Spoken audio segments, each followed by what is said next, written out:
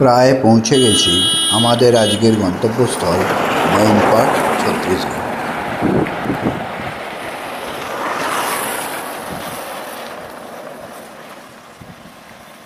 যাওয়ার পথে এক সুন্দর ভ্যালি।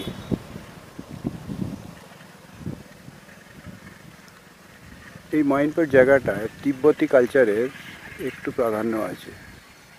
1962-63 সালে যুদ্ধের সময় বেশ কিছু তিব্বতী ইন্ডিয়াতে চলে আসে এবং ভারত সরকার তাদের ছত্তিশগড়ের এই মইনপাট জায়গাটিতে বসতি স্থাপনের অনুমতি দেয়।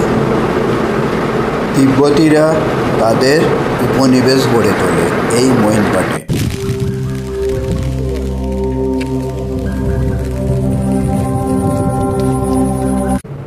মইনপাট হলো একটি হিল স্টেশন, ছোট্ট গ্রাম মইনপাট, চতুর্দিকে বিস্তীর্ণ সবুজ ভ্যালি।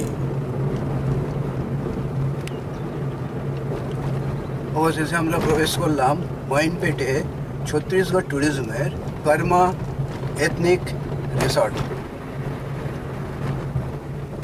বৌদ্ধ ধর্মাবলম্বী তিব্বতীরা এখানে কালে কালে গড়ে তুলেছে বুদ্ধ মন্দির এবং তিব্বতী সংস্কৃতি।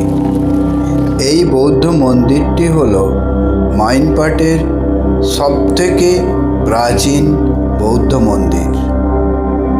এর মধ্যে লামাদের বসবাসের জন্য হোস্টেল আছে। অতি সুন্দর মনোরম জায়গা।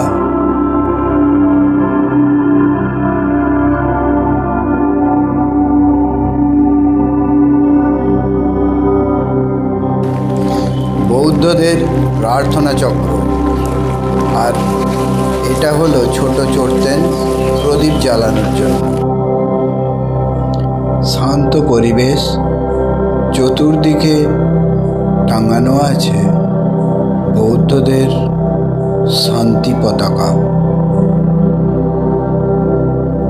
ঝমঝমে বৃষ্টিতে ছাতা মাথায় দিয়ে প্রার্থনা চক্র ঘোরানোর অনুভূতি। খুবই সুস্বাদু তিব্বতী খাবার, থুকপা আর মোমো।